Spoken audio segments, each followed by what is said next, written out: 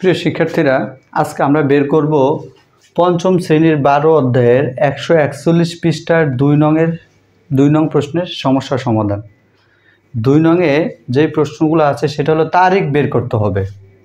তারিখ বের করার একটা নিয়ম, বার বের করার একটা নিয়ম, সেটা আমার আগের একটা ভিডিওতে তোমরা পাবে। এখন যে অঙ্কগুলো তুলেছি সেটা হচ্ছে তারিখ বের করার একটা নিয়ম। সেই নিয়মটা আসলে কি? তাহলে দেখো, 25শে বৈশাখের 20 দিন পরের তারিখটি কি? প্রশ্নটা আমি আরেকবার পড়ছি। 25শে বৈশাখ এর 20 দিন পরের তারিখটি কি? তাহলে এক্ষেত্রে তোমাকে যেটা করতে হবে সেটা হলো 25শে বৈশাখের সাথে এই 20 দিন যোগ করতে হবে। যোগ করার পরে আমরা বাকি কাজটা করব। তাহলে দেখো, 25শে বৈশাখ, 25শে বৈশাখ এটার সাথে যোগ করো তোমরা 20 দিন। 20 দিন পরে যোগ করলে 5 45 দিন, মোট কত হয়? 45 দিনের। যোগ করার পরে এখন বৈশাখ মাস কত দিনের?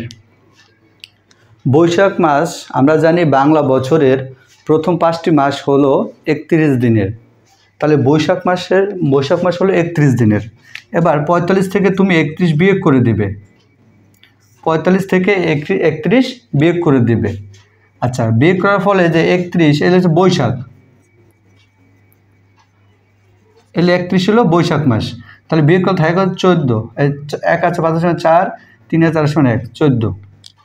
এখন বৈশাখ মাসের পরের মাসটা কি? জ্যৈষ্ঠ। তাহলে 31 দিন বিয়োগ করার পরে যেটা অবশিষ্ট আছে, তাহলে বৈশাখ মাসের পরের মাসটা হলো জ্যৈষ্ঠ।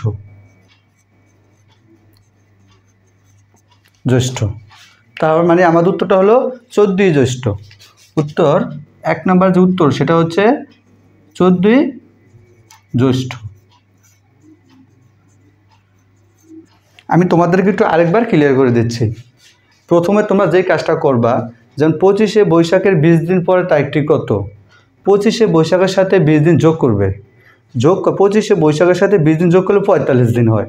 এখন বৈশাখ মাস হলো 31 দিনের, কারণ বাংলা বছরের প্রথম 5টি মাস 31 দিনের। তাহলে ওই যে মোট 45 দিন থেকে বৈশাখ মাস যে 31 দিনের, ওইটা বিয়োগ করার পরে থাকে 14 দিন। তাহলে বৈশাখ মাসটা যেহেতু বাদ দিয়ে দিচ্ছি, তাহলে বৈশাখ মাসের পরের মাসটা কি? জ্যৈষ্ঠ। তার মানে যেই যতটা দিন আছে সেটা হলো জ্যৈষ্ঠ মাসের তত তারিখ। তার মানে 14 তারিখ, 14ই জ্যৈষ্ঠ। তার মানে 25শে বৈশাখের 20 দিন পরে তারিখটি হলো 14ই জ্যৈষ্ঠ।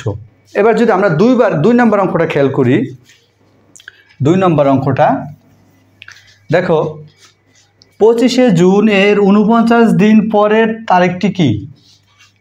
25শে জুন এর 49 দিন পরের তারিখটি কি? তারিখ বের করার নিয়ম হলো, এখানে যেই দুইটা সংখ্যা দেওয়া আছে এই দুটো সংখ্যা যোগ করতে হবে। তোমরা যোগ করবে। যেমন 25শে জুন, 25শে জুন এটা হচ্ছে জুন মাস। এই 25শে জুনের সাথে তোমরা 49 দিন যোগ করবে। যোগ করার ফলে 9 5 14 4 8 আছে 1, 5 5 2 7, 74 দিন। কত হলো এখানে? 74 দিন। এখন এই যে 25শে জুন, তাহলে জুন মাস কত দিনের? আমরা জানি এপ্রিল, জুন, সেপ্টেম্বর, নভেম্বর এই 4টা মাস হচ্ছে 30 দিনের। তার মানে জুন মাস 30 দিনের।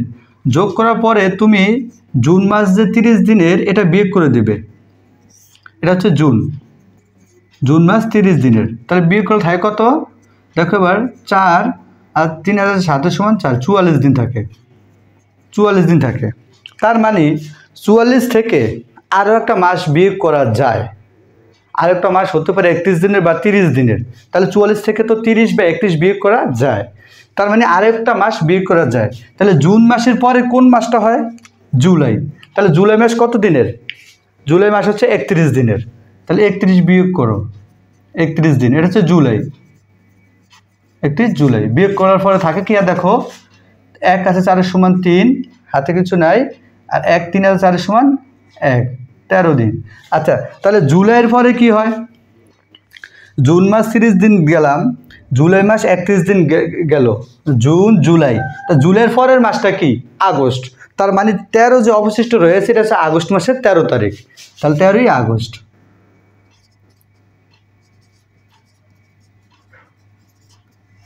13ই আগস্ট।